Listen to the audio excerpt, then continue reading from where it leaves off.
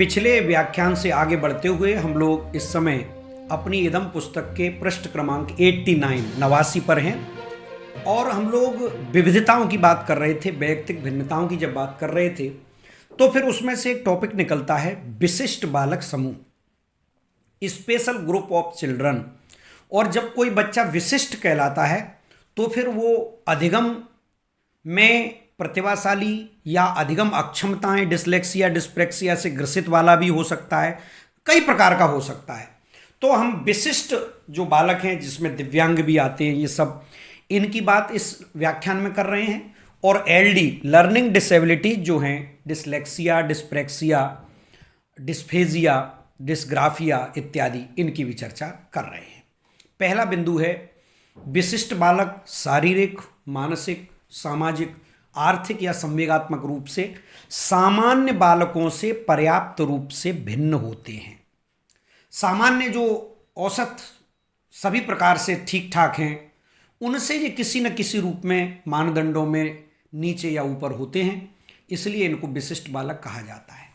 सामान्य रूप से जो भिन्न बालक हैं उनके लिए विशेष प्रकार की शिक्षा व्यवस्था की आवश्यकता पड़ती है। हमें कैसे पड़ती है?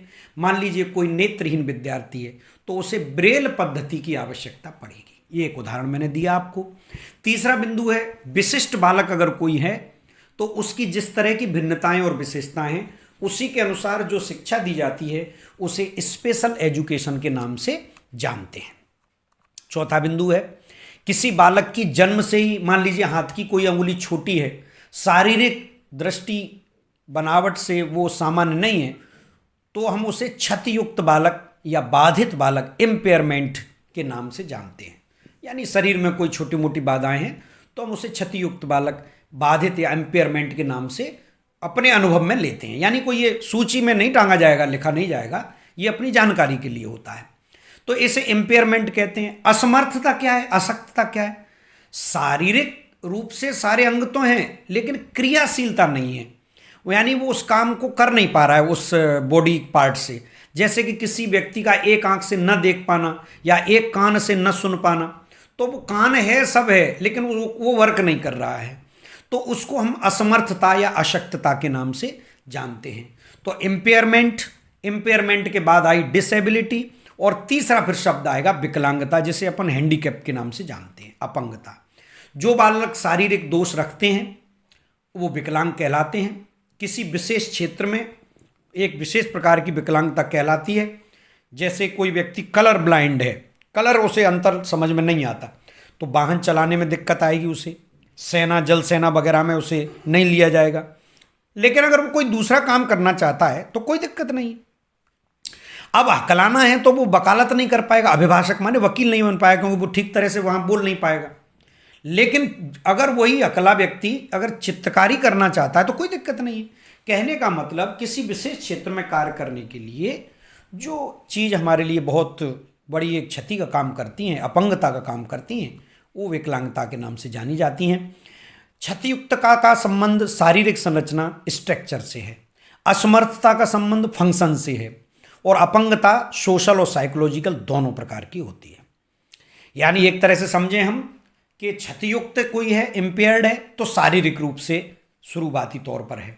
असमर्थ है यानी चल फिर नहीं पा रहा है, कोई ऐसी असमर्थता क्रियात्मक है, और अपंगता में ये सारी बातें सम्मिलित हैं। वर्तमान समय में शारीरिक मानसिक रूप से विकलांग और अक्षम सक्षम बालक जो हैं, दोनों तरह के, वो अलग तरह के बालकों में सम्मिलित होते चले जा रहे हैं।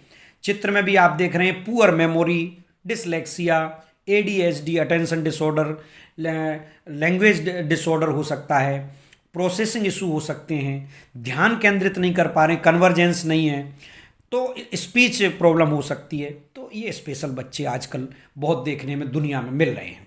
11वां बिंदु है ऐसे बालक जिसमें विशिष्ट अधिगम दोष, स्पेशल लर्निंग डिसेबिलिटीज़ होती हैं, उन्हें हम अधिगम विकलांग, अधिगम अक्षम, अधिगम निर्योग्य या लर्निंग डिसेबल बालक के नाम से जानते हैं। Very very important. ऐसे बालक प्राय बुद्धि में औसत हो सकते हैं, औसत से उच्च भी हो सकते हैं, लेकिन कुछ LD उनमें ऐसी होती है जिसके कारण वो असामान्य हो जाते हैं। तारे ज़मीन पर मूवी आप देख चुके हैं, उसमें उससे आप पूरा अनुमान लगा सकते हैं कि एक लर्निंग डिसेबल बच्चा किस तरह विशिष्ट होता है। इन्हें एक या एक से अधिक प्रकार की प्रक्रियाओं जैसे भाषा, अंक, लिखना, बोलना, इनमें किसी एक में या एक से अधिक में कठिनाई हो सकती है। यानी लर्निंग डिसेबल बच्चा इन चीज़ों में से किसी एक में भी या एक से अधिक चीज़ों में भी दिक्कत का सामना कर सकता है। 12वां बिंदु है जो अधिगम विकलांग या लर्निंग डिसेबल बच्चा है, अधिगम अक्षम, उसी को अधिगम निर्योग्य कहते हैं। ऐसे बालकों को प्रायः सुनने, सोचने, बोलने, पढ़ने, लिखने या उच्चारण करने या मैथमेटिकल कोई डिसऑर्डर है, डिसकैलकुलिया वगैरह, तो आंकिक गणना करने में कठिनाइयों का अनुभव होता है, त्रुटियां करते हैं। वो हमारी नज़र में त्रुटियां हैं, उनके लिए तो वो ऐसी एलडी है कि उसके लिए हमें विशेष तरह के अध्ययन की आवश्यकता है, जैसा कि तारे जमीन पर मूवी में किया गया था अध्ययन अध्यापक के द्वारा। 13वां जो बिंदु है अधिगम विकलांगता या अक्षमता कई प्रकार की हो सकती है। जैसे कुछ उदाहरण यहां पहले दे रहे हैं, आगे इनको विस्तार से भी पढ़ेंगे। अफेजिया, सुनी हुई भाषा को ग्रहण करने में कठिनाई। डिसलेक्सिया, पढ़ने या उच्चारण में दोष। हाइपरलेक्सिया, शब्दों अथवा वाक्यों का बोध न होना। डिसकैलकुलिया, गणितीय गणनाओं या प्रक्रियाओं का दोषपूर्ण होना। डिसग्राफिया, दोषपूर्ण तरीके से शब्द या वाक्यों को लिखना, नहीं लिख पाना ठीक तरह से, ये डिसग्राफिया होता है। तो इनमें से आप तीन चार तो ऐसी हैं जो आप हमेशा ध्यान रखनी है। डिसलेक्सिया, डिसकैलकुलिया, डिसग्राफिया, डिस्फेजिया, ये तो हमें 4 हमेशा ध्यान रखनी चाहिए। इनके बारे में विस्तार से एक एक करके आगे चर्चा करने जा रहे हैं। 14वां बिंदु है एक औसत बुद्धि का बच्चा यदि भाषा को पढ़ने समझने में कठिनाई प्रदर्शित करता है तो उसे हम कहते हैं पठन अक्षमता। इसका एक और नाम परीक्षाओं में आता है पठन वैकल्य, जिसे अंग्रेजी में डिसलेक्सिया कहते हैं। ये वास्तव में रीडिंग डिसेबिलिटी होती है, वेरी वेरी इंपॉर्टेंट। पठन अक्षमता या रीडिंग डिसेबिलिटी का नाम है डिसलेक्सिया, पठन वैकल्य।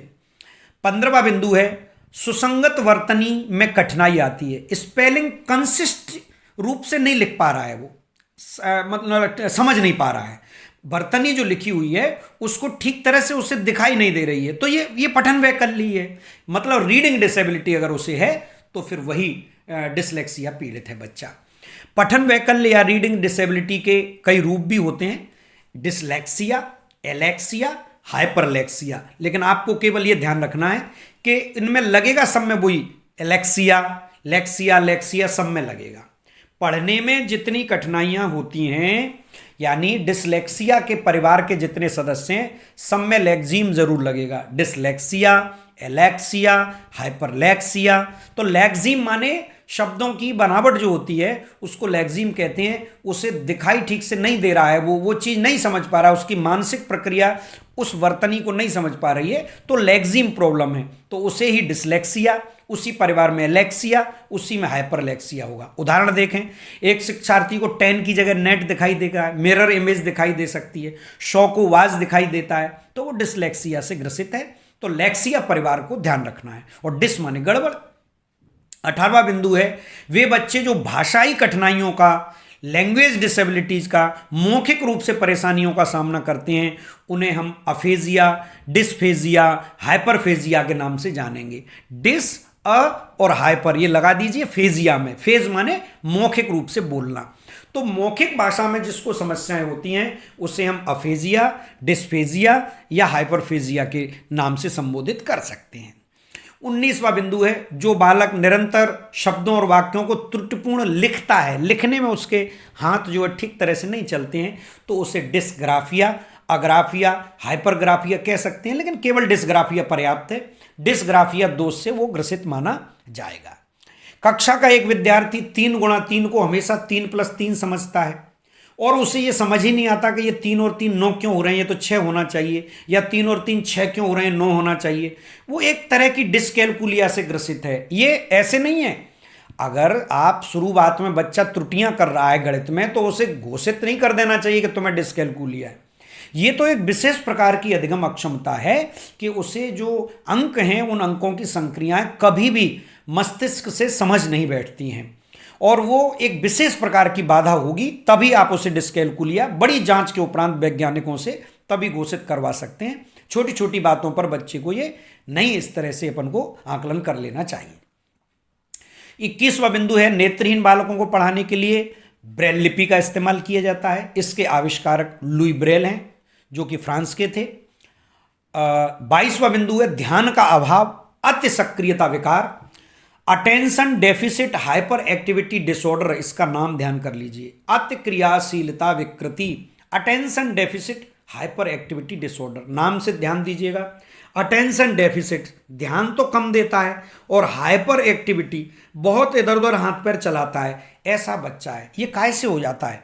स्नायु तंत्र संबंधी विकृतियां, इम्पल्स संवेग ज़्यादा आना, इनकी नियंत्रण नहीं कर पाना, एकाग्रता नहीं होती, कही गई बात को पूरा नहीं सुनेगा, किसी भी काम में या खेल में ध्यान की कमी, सामग्री खो देगा, सवाल समाप्त होने से पहले ही उत्तर दे देगा, अपनी बारी के लिए बेचैन रहेगा, बिना दूसरे की बात सुने उसे बीच में काट देगा। ये अटेंशन डिसऑर्डर है। तो ये वैसे तो बच्चे स्वभावतः ही चंचल होते हैं, लेकिन इस प्रकार के बच्चे को तो आप अलग से ही पहचान सकते हैं, वो बहुत ही ज़्यादा हाइपर एक्टिविटी डिसऑर्डर से ग्रसित होता है। और ऐसा होने से क्या होगा? ध्यान नहीं लगा पाएगा। और आपको अच्छी तरह पता है, बेंडूरा बाल्टेरा का सिद्धांत भी आप पढ़ के आए हैं कि लर्निंग के लिए पहला चरण अटेंशन है, ध्यान देना है। और उसमें डिसऑर्डर पैदा हो जाए तो वो मनोवैज्ञानिक रोग है, समस्या है, डिसेबिलिटी है। कुछ इतिहास की बात देखें कि विकलांगों के लिए क्या क्या कार्य किए गए हैं उनके कल्याण के लिए। अधिनियम और राष्ट्रीय संस्थाएं हैं।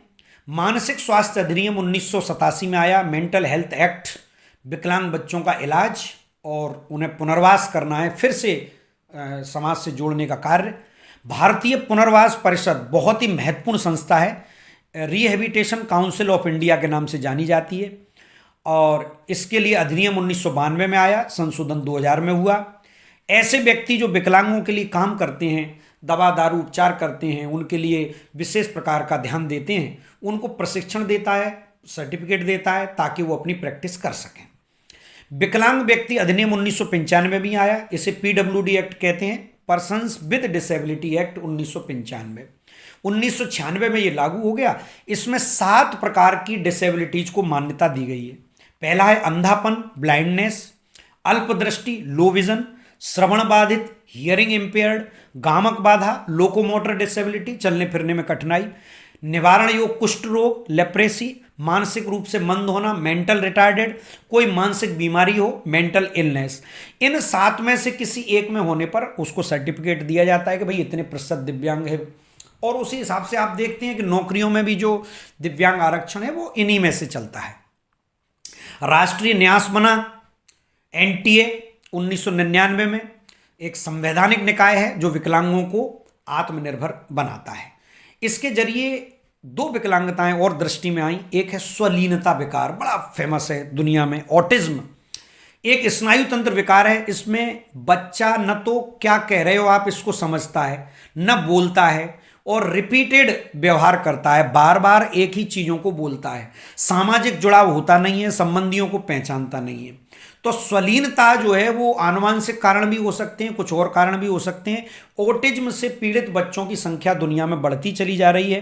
2 प्रकार की निर्योग्यता इस बच्चे में पाई जाती हैं, सामाजिक निर्योग्यता, सोशल एम्पेयरमेंट, लोगों से जुड़ नहीं पाएगा, और संप्रेषण, कम्युनिकेशन नहीं कर पाएगा। तो इस निर्योग्यता के कारण वो रिपीटेड व्यवहार करेगा। ये उदाहरण देखिएगा, स्टीरियोटाइप्ड बिहेवियर, ये आया हुआ प्रश्न है। एक ही तरह का रूढ़ व्यवहार प्रदर्शित करना, रूढ़ व्यवहार, एक ही तरह की बातचीत, एक ही तरह के शब्द को दोहराता रहेगा, ऐसा दिखाई देता है। बच्चों की ऐसे ऑटिज्म पीड़ित बच्चों की संख्या बहुत बढ़ते जाने के कारण उनके लिए जागरूकता के संबंध में वर्ल्ड ऑटिज्म डे 2 अप्रैल को मनाया जाता है। ये तो मोटे मोटे तौर पर हमने मुख्य बीमारियां पढ़ी। अब कुछ अतिरिक्त चीज़ें भी पढ़ लीजिए, रटने की आवश्यकता नहीं है, जितनी आपको ध्यान में रह जाए उतनी पर्याप्त है। मस्तिष्क में कोई आघात पहुंच जाना, इसे सेरिबल पॉल्सी के नाम से जानते हैं, दिमागी लकवा हो जाता है ब्रेन में, और स्पाइनल कॉर्ड जो होती है वो डैमेज हो जाती है। मनोवैज्ञानिक रोग जो शिक्षा शास्त्र से संबंधित हैं, एक बार रिवीजन कर लेते हैं। डेवलपमेंटल कोऑर्डिनेशन डिसऑर्डर डिस्प्रैक्सिया का पूरा नाम है, इसे दुष्क्रिया विकार के नाम से जानते हैं।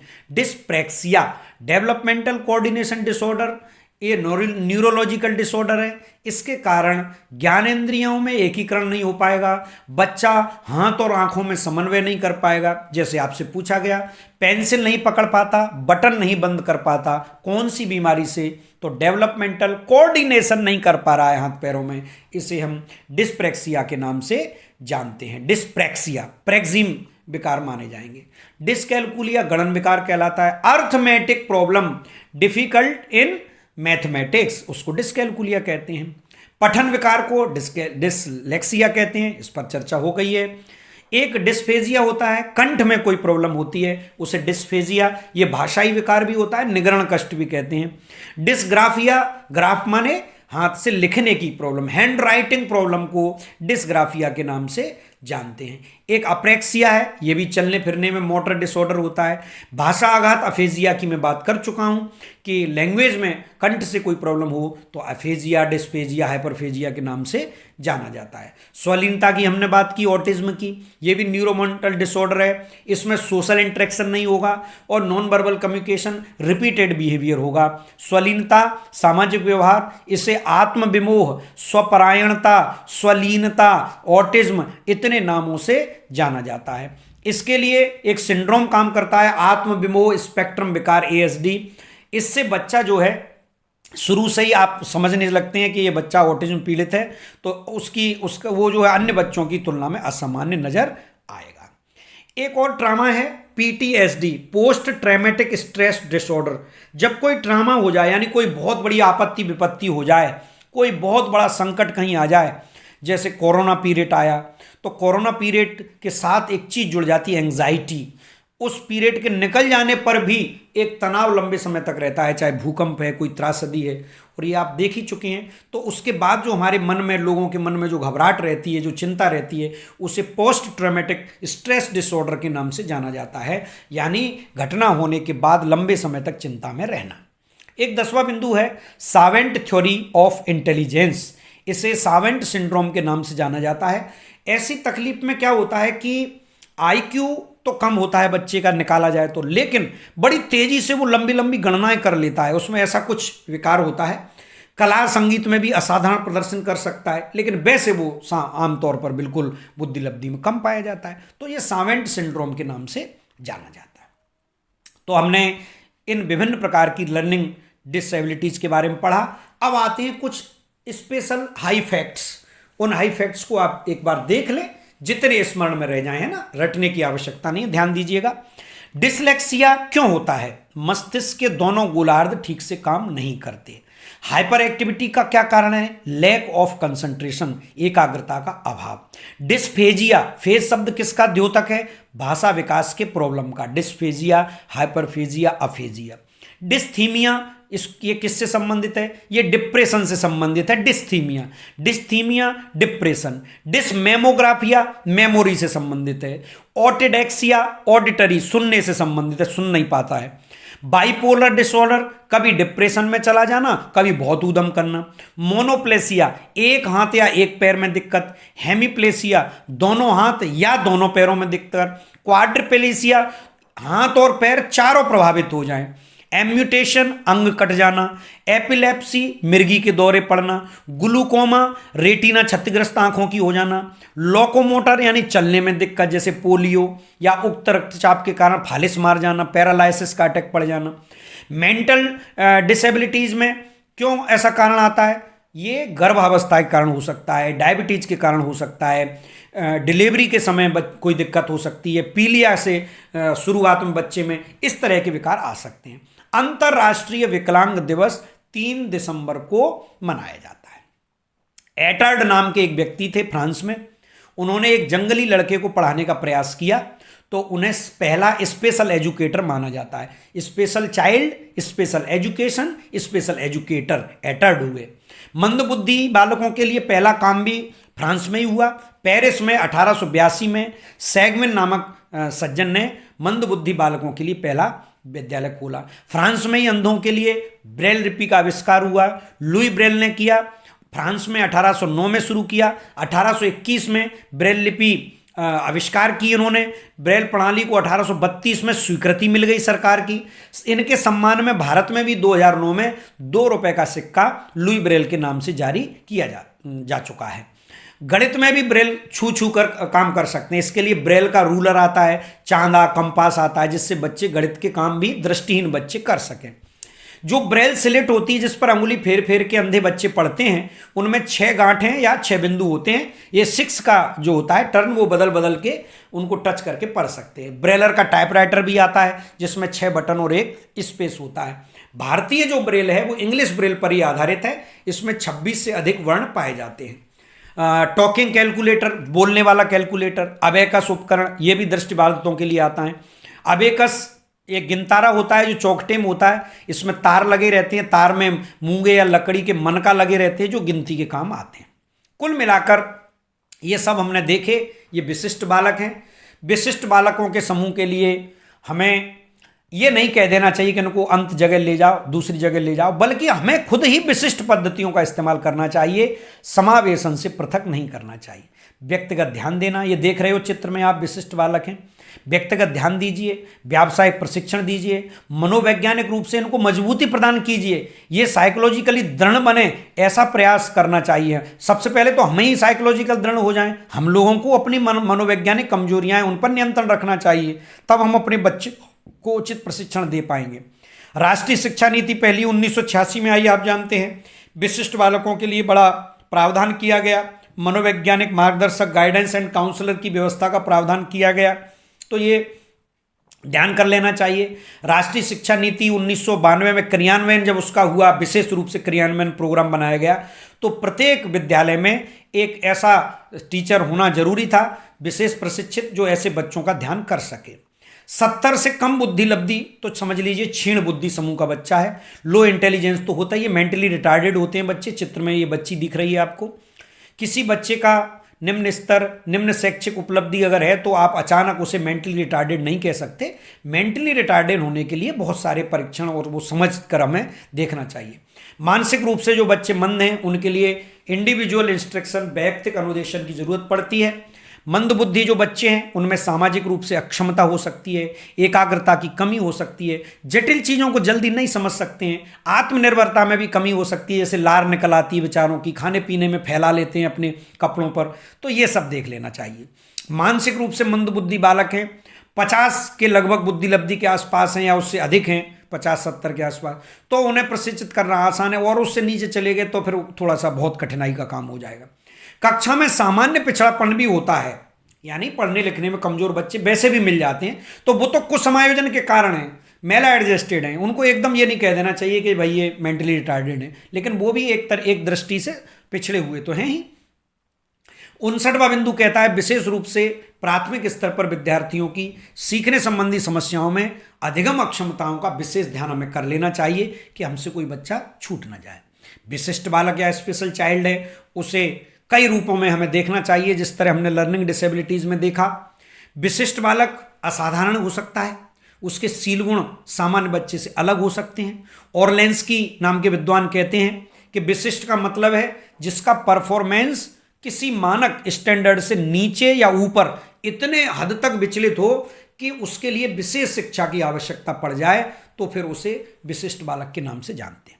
क्रिक और गैलरहर कहते हैं ऐसे बालक जो औसत या सामान्य बालकों से भिन्न होते हैं, मानसिक गुणों में, ज्ञानात्मक क्षमताओं में, न्यूरोमोटर प्रॉब्लम्स में, सामाजिक व्यवहार में, या मल्टी उनमें डिसऑर्डर हैं, बहुविकलांगता है, तो इन वजह से वो बच्चे विशिष्ट कहलाते हैं। विशिष्ट बालकों के कुछ प्रकार हैं।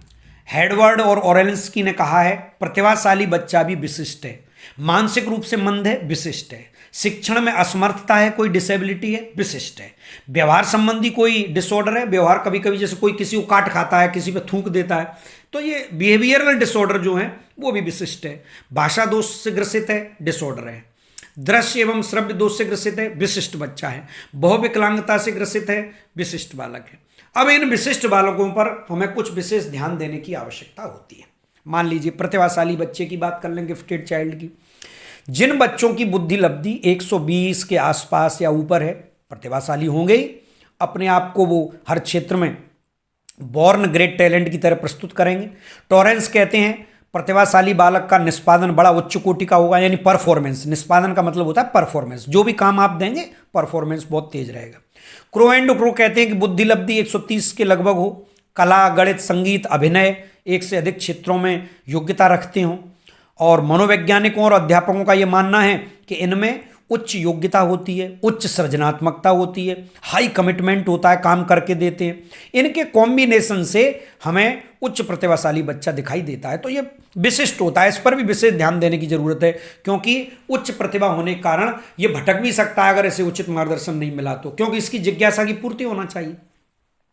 प्रतिभाशाली बच्चे की क्या है, उत्तम तार्किक चिंतन होगा, प्रश्न पूछने की प्रवृत्ति होगी, समस्या समाधान कर लेने की भी योग्यता होगी, सूचना जल्दी से ग्रहण करता होगा, सामान्य चीज़ों में और विभेदन करने में, सामान्यकरण करने में और विभेदन करने में, यानी किसी चीज़ को जनरलाइज करके नियम निकालने में और अंतर करने में भी योग्यता होगी। क्रिएटिव थिंकिंग होगी, स्वतंत्र चिंतन कर लेगा, लंबी अवधि तक भी अकेला रहकर खोजबीन करता रहेगा। प्रतिभाशाली बच्चे की शिक्षा अगर आपने पहचान लिया कि ये बच्चा हमारा प्रतिभाशाली है, तो उसके लिए हमें कुछ व्यवस्था भी करनी पड़ेगी। पाठ्यक्रम में समृद्धि दो, एनरिचमेंट ऑफ करिकुलम, यानी उसका जो पाठ्यक्रम है उसको थोड़ा सा कठिन दे दो, थोड़ा और कठिन जटिल पाठ्यक्रम जोड़ दीजिए। अमूर्त चीज़ें ज़्यादा हों जिससे वो समझने में दिमाग लगाए। यहाँ देख रहे हैं आप चित्र में भी आइडिया बल्ब जो जल रहा है। विशिष्ट कक्षा का प्रबंधन करें, इनके लिए ऐसी सामग्री दें ताकि ये लगे रहें, प्रतियोगिता का भाव बना रहे। निर्देश समय समय पर दें, प्रत्यक्ष अप्रत्यक्ष, सेल्फ डायरेक्शन, अपने आप भी कुछ करें। योग्य और प्रभावशाली शिक्षकों की व्यवस्था होनी चाहिए। सामाजिक अनुभव और संस्कृति ये जरूर इनको सिखानी चाहिए ताकि ये खुद को आम जनता से, आम बच्चों से अलग न समझ बैठें और घमंड में चूर होकर के अपने व्यक्तित्व और आचरण का नाश न कर बैठें। ये सामाजिक अनुभव और संस्कृति शिक्षा प्रतिभाशाली बच्चे के लिए बहुत जरूरी है। पिछड़े बालक देखिए, बैकवर्ड जो चाइल्ड होते हैं आप चित्र में देख रहे हैं, कई तरह से बेचारे पिछड़े हो सकते हैं। पिछड़ा बालक ऐसा है जो बुद्धि में, शिक्षा में, पढ़ाई लिखाई में, कल्चर में बेचारा अन्य अपने समकक्षियों से काफ़ी पीछे रह जाते हैं। पिछड़ा बालक स्कूली जीवन में अपनी समान आयु के बच्चे से काफ़ी पीछे है, तो उसे हम पिछड़ा बालक कहते हैं। बालक दो तरह का पिछड़ापन हो सकता है, या तो सामान्य पिछड़ापन, हर चीज़ में ही पिछड़ा है, या किसी विषय विशेष में पिछड़ा हुआ हो सकता है। अब इसके कई कारण हो सकते हैं। क्या कारण हो सकते हैं? बौद्धिक क्षमता की कमी हो, अच्छा वातावरण नहीं मिल रहा हो, झुग्गी झोंपड़ियों बस्तियों में बेचारा रह रहा है और वहाँ अच्छी शिक्षा व्यवस्था नहीं है, परिवार के सदस्य, आस पड़ोस, ये माहौल अच्छा नहीं है, उसका असर हो सकता है। कोई फिजिकल डिफेक्ट, शारीरिक दोष हो सकता है, उसका स्वभाव ऐसा हो सकता है कि वो पिछड़ता ही जा रहा है, कर्तव्य त्यागी हो, अनुपस्थिति करता हो, भाग जाता हो, पलायन कर जाता हो, तो ये कारण हो सकते हैं। शारीरिक दोष हो सकता है, हकलाना, कम सुनाई देना, इससे बेचारे का मनोविश्वास कमजोर पड़ रहा हो, मानसिक न्यूनता हो, शिक्षक का व्यवहार अच्छा ना हो, किसी विषय में रुचि नहीं बैठ रही हो, होमवर्क न करने की प्रवृत्ति हो, इमोशंस ठीक नहीं हो, शिक्षण की विधियां खराब हों, उससे व्यक्तिगत कोई कांटेक्ट नहीं रख रहा है, परिवार का वातावरण खराब है, उसकी अभिरुचि नहीं है, माता पिता का बार बार ट्रांसफर हो जाता है, शैक्षिक निर्देशन और मार्गदर्शन नहीं मिल रहा है, तो उससे वो बच्चा किसी विषय में या आमतौर पर पिछड़ा हुआ हो सकता है। अब प्रश्न उठता है कि पिछड़े बालक की शिक्षा के लिए हम क्या करें? Education of backward child. सबसे पहले व्यक्तिगत ध्यान दें, व्यक्तिगत रूप से उसका समस्या का समाधान करें, मानसिक क्षमता के अनुसार शिक्षा दें, अकॉर्डिंग टू मेंटल एबिलिटी। ज़्यादा दबाव नहीं डालें, वातावरण अच्छा प्रदान करें, मनोवैज्ञानिक वातावरण जितना अच्छा दे सकें आप। क्रो एंड क्रो कहते हैं प्रदर्शन विधि अपनाओ, चीज़ें दिखाओ, खेल खेल में सिखाओ और उन्हें सहभागी बनाओ, पार्टिसिपेशन बनाओ। तो क्रो एंड क्रो के अनुसार ऐसे बच्चों को हम क्या कर सकते हैं? डेमोन्स्ट्रेशन, प्ले, पार्टिसिपेशन, ये कर सकते हैं। शारीरिक दोषों में सुधार लाओ, ट्रेनिंग करके जैसा शरीर मिला है उसी से काम करना सिखवाओ, उनको बैठने की व्यवस्था, मशीनें, व्हील चेयर, इनकी व्यवस्था करवाओ। पिछड़े बालक शारीरिक रूप से विकलांग हो सकते हैं, मानसिक न्यूनता हो सकती है, संवेगात्मक अस्थिरता हो सकती है। शारीरिक विकलांग की अपन बात कर चुके हैं, गूंगे, बहरे, लंगड़े, अंधे इत्यादि। मानसिक विकलांगों में अपन मेंटल डेफिशिएंसी जिनमें होती है, मानसिक न्यूनता, जो दिमाग से ठीक तरह से काम नहीं कर पाते, अनुकूलित नहीं रह पाते। जितने नाम मैं यहाँ ले रहा हूँ वो कभी कह के पुकारने नहीं चाहिए, ये केवल अपनी जानकारी के लिए, किसी को गूंगा, बहरा ऐसे कह के नहीं पुकार सकते अपन, है ना, ये ध्यान करना चाहिए, अपने अध्ययन के लिए। सांवेगिक अस्थिरता होती है, यानी इमोशनल रूप से अस्थिर हो सकता है, कभी रोना शुरू कर दे, कभी हंसना शुरू कर दे। अब मेंटली रिटार्डेड जो बच्चे हैं उनको अपन देखें तो कुछ वर्ग मिलते हैं, जैसे 55 से 70 के बीच में तो निम्न है, 40 से 55 के बीच में तो सामान्य है, 25 से 40 के बीच में तो तीव्र मंदन है, और 25 से कम है तो अति गंभीर मेंटली रिटार्डेड बच्चा है। फिर उसकी देखरेख करना बहुत कठिन काम हो जाएगा। आगे के लेक्चर में हम लोग निदान और उपचार जो किए जाते हैं वो किस तरह किए जाते हैं पढ़ाई लिखाई में किसी कमजोरी के लिए, उस पर चर्चा करें।